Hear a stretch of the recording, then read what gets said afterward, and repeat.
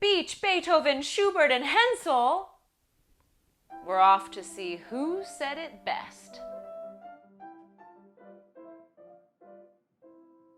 Hello and welcome back to Meet Mozart. I'm Angie, that's Mozart, and today we're going to be looking at how 4 different composers, Amy Cheney Beach, Ludwig van Beethoven, Franz Schubert, and Fanny Mendelssohn Hensel wrote 4 different art songs, all using the same text by German poet Johann Wolfgang von Goethe. Goethe was one of the greatest minds in Germany during his lifetime. He wrote everything from novels to poems to plays and even scientific studies. But the poem we're going to look at today, which has been set by so many more composers than just these 4, including some really interesting modern cabaret-style settings by Polish singer Ewa Dymarczyk, is Nahe des Geliebten, and it wasn't even his idea. In fact, he pretty much just stole it from another poet. Friederike Brunn was another poet in Germany in the 1700s, and she penned a poem which began Ich denke dein, or I think of you. And the poem went on for about 11 stanzas of the speaker listing all of the various things and places that reminded her of her beloved. The poem was then set to music by composer Carl Friedrich Zelter, and that is where Goethe first heard it. A year later, in 1795, he then published a poem called Nahe des Geliebten, which began Ich denke dein. He also kept a lot of the same rhythmic and syllabic patterns that Brunn had used in her version. And that was very unique considering the poem used an alternation of long and short lines. And in fact, that's probably what drew Goethe to the idea in the first place. Goethe did, however, use his own imagery, and he cut the 11 stanzas down to only 4, and he refocused each one of those 4 stanzas on a different way of sensing the beloved. So we hear the beloved, we see the beloved, etc. And Goethe's version was a huge poetic hit. In fact, even Carl Friedrich Zelter went back and set Goethe's version to music. And that is probably how our first composer, Fanny Mendelssohn Hensel, heard it. Hensel, along with her younger brother Felix Mendelssohn, who you may have heard of as well, was actually a composition student of Zelter's. And in 1826, she set the poem for herself. Hensel's version is set in a strophic form, which means that she set the same musical material for each verse. And of the 4 different versions we're looking at, hers is definitely the simplest and most straightforward. There's no introduction, there's no postlude. The music begins and ends right along with the singer, which really puts the text at the forefront. And she handles that text in a very specific way. Each verse has sort of 2 different musical feels. In the first half of the verse, we have a very clear, bright, major feel. In the second half, she switches to a more haunting minor mode. And this actually suits the text really well because in the poetry, each verse has 2 images, and generally speaking, the first image is a brighter, more vibrant feeling image, such as the sun shining down upon the sea or the dust rising up on a path. And the second has a more sort of mysterious feel to it, such as the moon shining down or a traveler trembling on a bridge. So even though she's using the same music for every verse, she's still managing to find the subtleties in each image. Here to join me in presenting these songs is the wonderful and talented Joseph Martin. And so without further ado, here is Fanny Mendelssohn Hensel's setting of Nahe des Geliebten. Ich denke dein, wenn mir die Sonne schimmert von Meere strahlt. Ich denke deine, wenn sich des Mondes Flimme in der Qual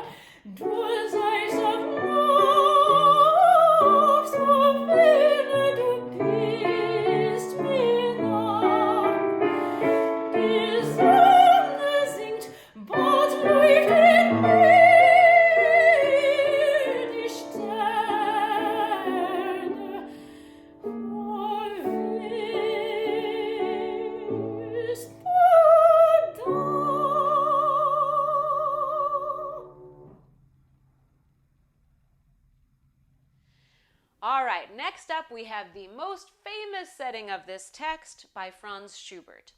Schubert, as we've mentioned before, is often considered to be the father of art song, and that's partly because of his large output in the genre, but it's also because of his ability to consistently convey the essence of a poem. Schubert set Nahe des Geliebten as part of his fifth opus, which was published in 1818. And much like Fanny Hensel, he uses a strophic form. However, instead of using that form to convey two contrasting ideas within each verse, Schubert seems more concerned with conveying this sense of consistency that the poem evokes. It seems that no matter what the speaker does, there are so many things that are constantly reminding her of her beloved. And so Schubert sets that up in a couple of ways. First of all, just by choosing a strophic form shows some sense of that constancy, but also by setting up a eighth note figure in the piano part that's very, very consistent and very repetitive. He also seems to have taken note of the heartfelt and hopeful longing that the speaker is experiencing, and he sets that up both by choosing specific harmonies and also by conveying a sort of plaintiveness in the singer's line.